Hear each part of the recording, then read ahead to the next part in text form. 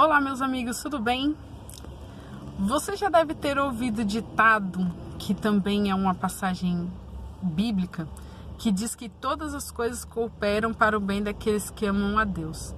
E nós, em geral, costumamos falar que as coisas estão cooperando e se elas aconteceram é porque ela é da vontade de Deus. Nem todas as coisas que acontecem são da vontade de Deus, mas todas elas são permitidas por Deus. Algumas outras, elas são da vontade de Deus. Uma infinidade de coisas é da vontade de Deus que aconteça. Mas olhando aqui em Romanos, no capítulo 8, no versículo 28, diz assim: todas as coisas cooperam para o bem daqueles que amam a Deus, para aqueles que são chamados segundo o seu propósito. Então, muitas vezes, nós nos apegamos somente no começo da frase. E algumas vezes nós olhamos para a nossa vida e começamos a nos perguntar por que as coisas dão errado. Por que as coisas não saíram conforme o nosso plano, o nosso entendimento e a nossa vontade. E algumas pessoas dizem que se não saiu da forma como deveria é porque foi da vontade de Deus. Quando nós olhamos esse texto, ele é bem claro em afirmar que as coisas acontecem segundo a vontade de Deus para aqueles que amam a Deus e segundo o seu propósito. E aí você pode dizer assim: mas Simone, eu amo a Deus. Mas lá em 1 João, há algumas características do que nós podemos dizer amor a Deus. Lá é bem claro no seguinte: aquele que ama a Deus e não o obedece e não faz as coisas conforme a sua vontade é um mentiroso. E aí, eu gostaria de convidar você hoje a meditar um pouquinho. Nós muitas vezes falamos que amamos a Deus e é lógico que muitas pessoas acreditam. Mas será que você está seguindo a vontade de Deus? Será que você está obedecendo a Deus da maneira como deveria? Será que você está seguindo a palavra de Deus como Ele pede e orienta? Há pessoas que dizem que amam a Deus e não acreditam na Bíblia. E elas têm inúmeros motivos para isso.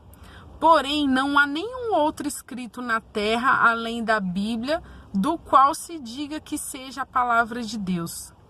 E se você for olhar bem a Bíblia, você vai ver ali uma transcrição de norma de conduta do caráter humano e de como ele deveria proceder.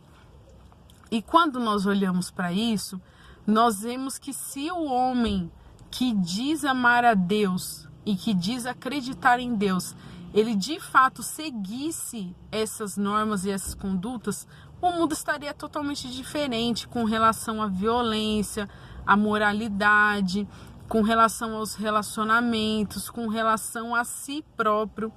E eu gostaria de convidar você hoje a meditar um pouquinho. A Bíblia diz que aqueles que irão para o céu são aqueles que amam a Deus. Mas os que amam a Deus, segundo o apóstolo João e segundo o próprio Cristo, é todo aquele que faz a vontade do Pai, que o obedece, que segue da maneira como ele deseja. Então eu gostaria de convidar você hoje a meditar se você tem seguido a Deus da maneira correta.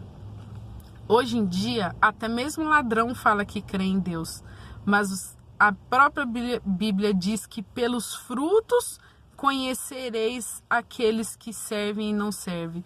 Pelos frutos conhecerei as trevas e a luz. E Deus dará recompensa a cada um segundo as suas obras. Está lá em Apocalipse 22. Então, eu gostaria de convidar você a meditar um pouquinho.